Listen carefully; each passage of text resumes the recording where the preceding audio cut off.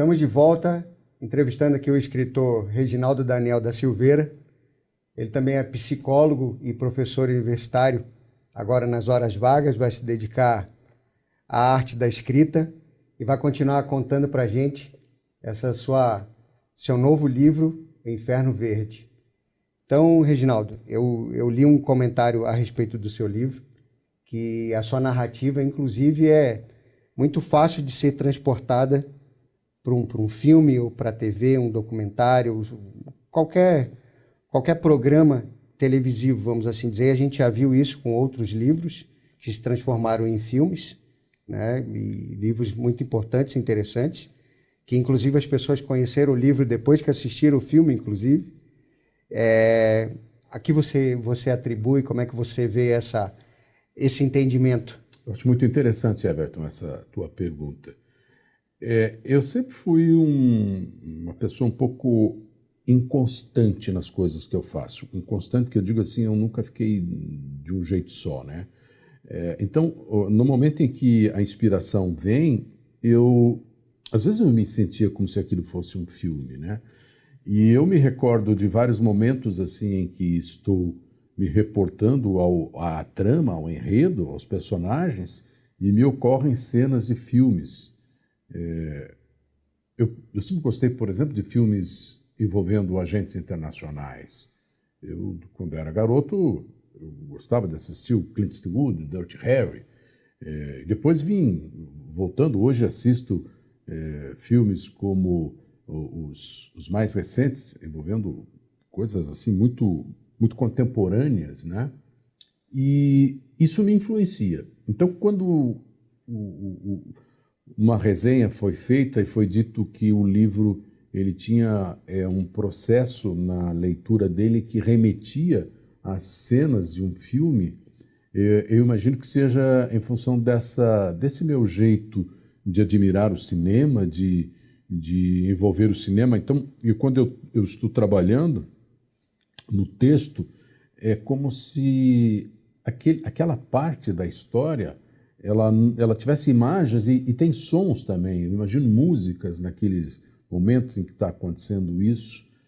Eu atribuo a este significado o jeito de narrar de uma forma em que parece que é um filme que você está vendo. Eu acho que é nesse sentido. Aproveitando que você tratando dessa... Quando a gente assiste esse tipo de filme, vamos assim dizer, os personagens eles são muito marcantes, né? Geralmente o escritor do livro ele faz questão de trazer algumas características bem peculiares. E de um dos personagens que eu vi, e eu acredito que você tenha puxado isso pelo seu lado psicólogo, vamos dizer que ele seria o grande mentor, o orientador dos outros personagens durante essa narrativa. Explica pra gente como é que surgiu esse personagem, como é que você criou. Você está falando do Dr. Moore, né? Ele é um psicólogo. Na verdade, é um psicólogo moderno, né? Ele trabalha com uma abordagem cognitiva, processos mentais, e ele é uma pessoa, ele é um delegado do Conselho Executivo da 3I, Agência Internacional de Inteligência, e ele usa técnicas cognitivas para que os agentes consigam lidar com os desafios, as adversidades, os momentos de tensão.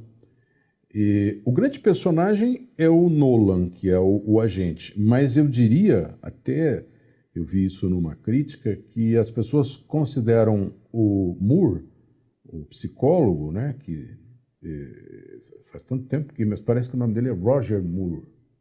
Não, é Nelson Moore, é tanto personagem.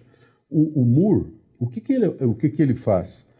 Ele, ao mesmo tempo, é um mentor dos processos de investigação, porque ele orienta os agentes, ele tem informações, e ele é uma consciência do momento atual em que nós vivemos. É por isso que o livro ele faz um resgate crítico do mundo contemporâneo no Brasil e no mundo, trazendo uma analogia da investigação desta Lava Jato com a Green Hell, né? E trazendo personagens, por exemplo, da Lava Jato. O juiz Sérgio Moro é citado várias vezes no livro, em situações sérias cômicas, críticas e algumas até assustadoras, né? O momento em que o Brasil vive esse cenário de execrar e idolatrar é apresentado no livro de uma forma em que eu estou vendo uma história, estou me integrando a uma história, mas eu estou resgatando uma situação do mundo, porque o que acontece naquele momento estão acontecendo outras coisas. Por exemplo, nós tivemos a queda daquele avião da Chapecoense. A história estava acontecendo naquele momento. Então, há uma conexão do que está sendo investigado com o momento em que nós vivemos. E eu acho que isso tudo traz essa coisa de pegar um personagem como o Moore e transformar ele nessa consciência. Ele é um mentor de agentes, ele é um delegado da 3I e, ao mesmo tempo, uma consciência que faz uma avaliação crítica da realidade que nós vivemos. Você, como escritor, não vou colocar você como psicólogo agora nessa situação, naturalmente, quando a gente vai escrever algo, a gente sempre escreve, coloca no papel as impressões que a gente tem do mundo. Verdade. O mundo como a gente vê. Então, o livro, você colocou no papel o livro, o mundo atual como você vê? Coloquei. E é interessante quando você me faz essa pergunta, porque eu lembro de ter recentemente numa outra entrevista e me foi perguntado muitas vezes sobre a minha opinião sobre o Brasil, sobre o momento que nós estamos vivendo, sobre o que eu acho disso ou daquilo. Eu tenho uma visão, e aí, embora eu não esteja falando como o psicólogo, mas eu tenho uma visão que é influenciada pela percepção do mundo aos olhos da psicologia social. Como é que nós nos comportamos, né? Então, eu vejo assim, se nós somos criados, impulsionados, estimulados por crenças de uma determinada cultura, nós acabamos tendo um apego ou uma ojeriza de pessoas que muitas vezes está associada a essas crenças. Então, eu imagino o seguinte, nós estamos vivendo um momento em que nós estamos em dois extremos. E me parece que não é nem um extremo nem outro.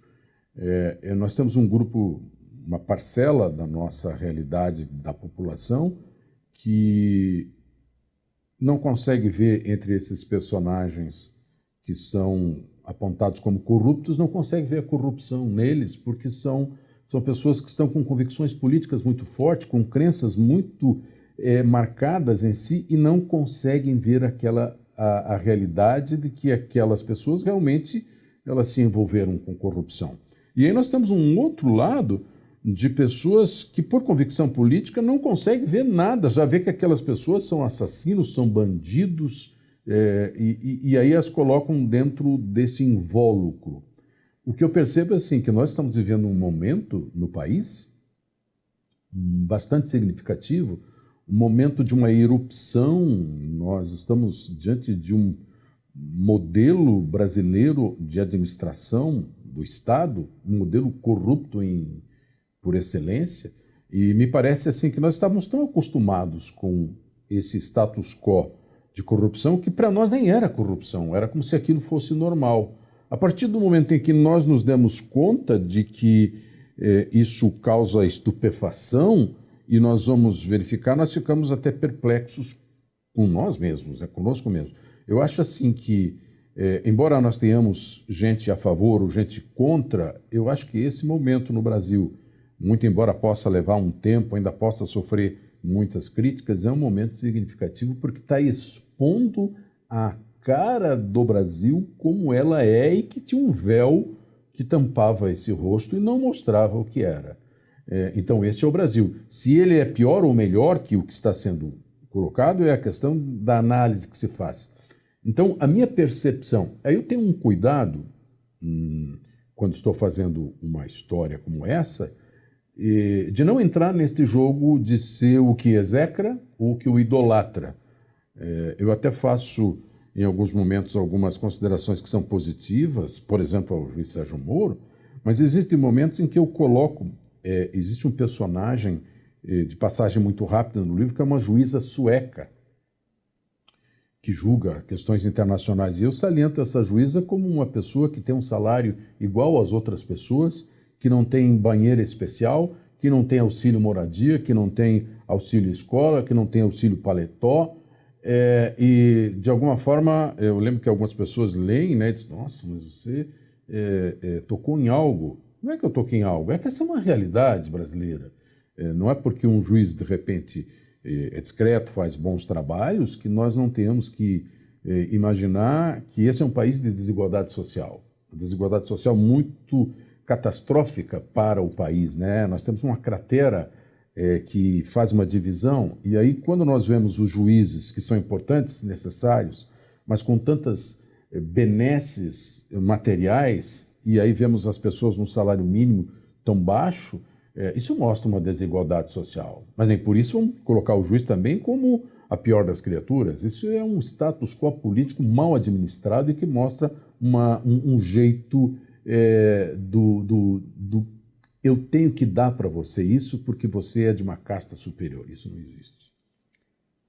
No próximo bloco, a gente vai finalizar nossa entrevista e o Reginaldo vai contar mais algumas curiosidades da sua obra-prima aí.